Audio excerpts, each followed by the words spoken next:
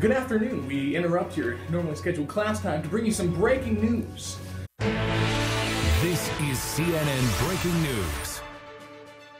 This is about Hinduism and the PT world, brought to you by Jake Curtis and Elizabeth Garfola, and also our technical team, Christy Grasso, Katie Long, and Brogan Hoover.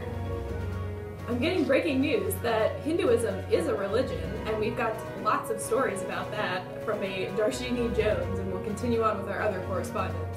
Thanks, Elizabeth. My name's Darshini Jones, and I'm here to talk to you about religion. According to our sources, Hinduism is the oldest known religion, and most Hindus live in India, Nepal, and Sri Lanka.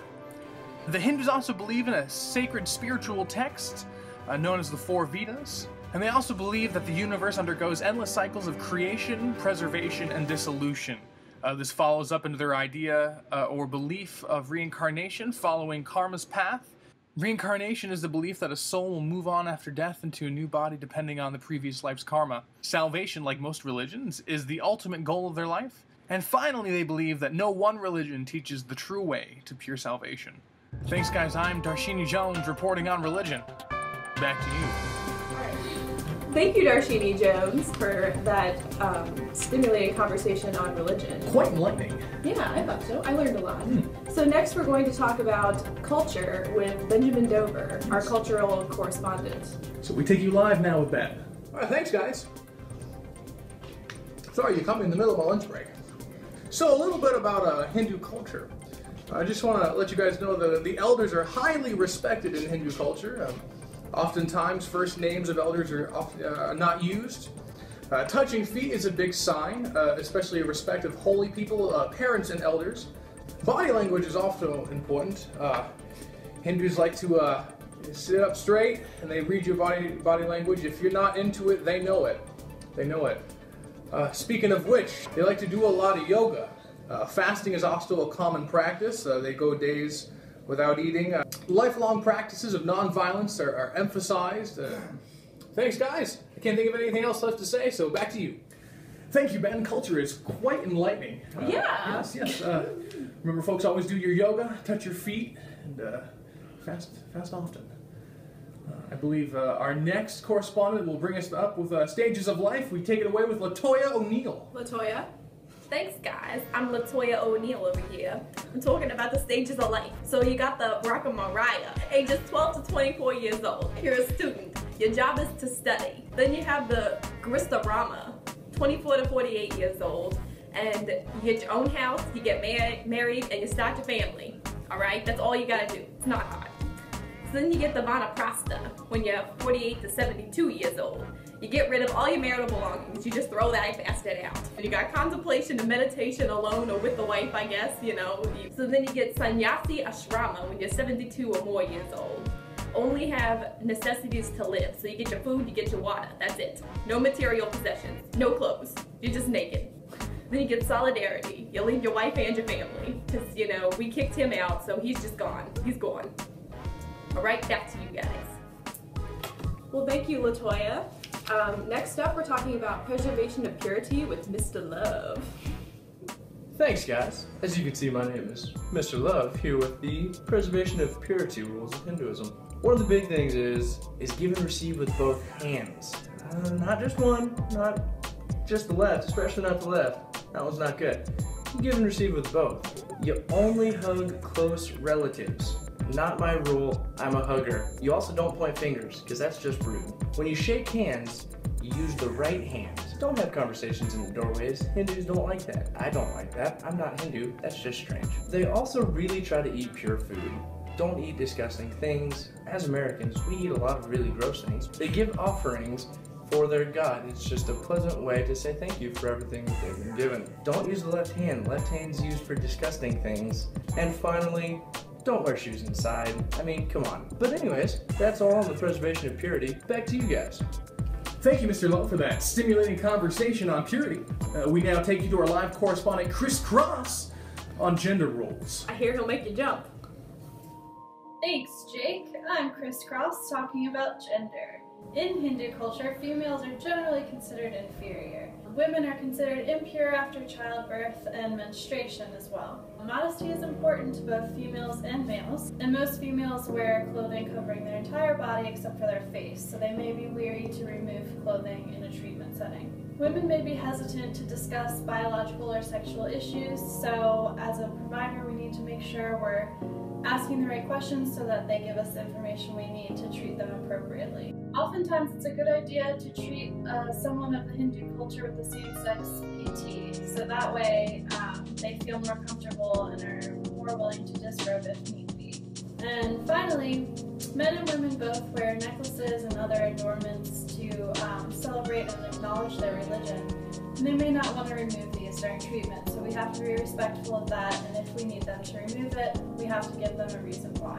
Back to you guys in the studio. Thank you, Chris Cross, for talking about gender roles. Next, we head over to Steve Holt for healthcare practices. Steve? When practicing in the field with a Hindu patient, it is often thought to wash your hands a lot. Like a lot. Also, as a healthcare provider, you want to be aware of days of fasting. Days of fasting can affect your patient's mobility, blood pressure, heart rate, or just even their irritability in the clinic. Scheduling may also be impacted by certain days of religious importance. And in the Hindu culture, family has a big emphasis. So you may want to be aware that they may have family influences on treatments or just family there during treatment. That's all I've got here. Back to you guys in the studio. Thank you, Steve Holt, for that enlightening experience. Unfortunately, it's time for us to go. So with that, I say goodnight. I'm Jake Curtis. I'm Elizabeth Garfola, and that's how the cookie crumbles.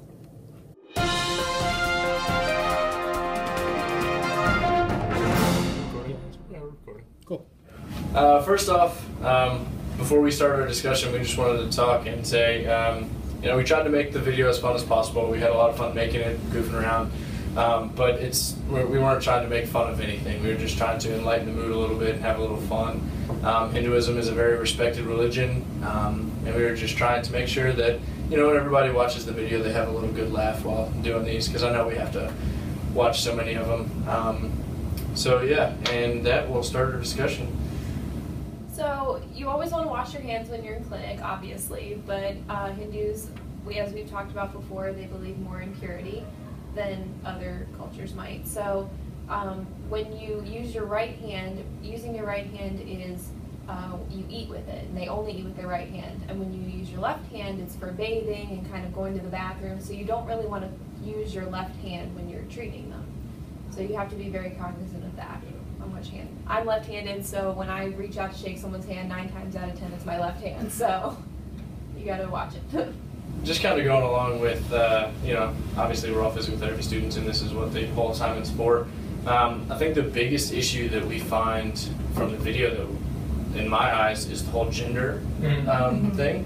Knowing that in Hinduism it's more male lead male, female lead female, and although more PT or more males are PT students, there's more female actually practicing, and so that kind of leads into issues of the whole, pregnancy being impure or dirty, and menstruation being dirty and impure, and then that kind of just leads to a divide of, well, what if this patient doesn't want a female, PT, but there's no male PTs at the clinic? Then what happens?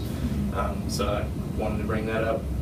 And in the United States, as like a culture, we have developed very far in our gender roles, but we have to realize that a lot of people and a lot of cultures and a lot of countries haven't quite developed as much as we have. So especially us as females, we can't be offended if a male comes into PT and doesn't want to be treated by us. It's not us personally, it's their beliefs, and it's something we have to respect and not get offended by. And also, a huge part of, if you are going to need a patient to disrobe at all, to see any part of their body, especially if they're female and they are already wearing clothing to cover all of their body except for their face, to just be really respectful of that. Try and do as little as possible if you can, and again, making sure they have the same-sex therapist if at all possible, and if that would make them feel more comfortable. And they're more family-oriented, so they might feel more comfortable if a family member was present during a time of disrobing. Like if you're treating a woman, maybe her husband be present at the same time. if you were to do therapy, because we talk about therapy in the U.S. and how, you know, gender roles are nowhere near equal, but far more equal than other countries. But at Shenandoah, we do a lot of global work. So say we do go to India at some point, this is where I feel like a lot of that information could be applied. Once in your life, you may see a very out of the norm culture patient come in, and you have to change up your entire process. But if you go somewhere where you're out of the norm.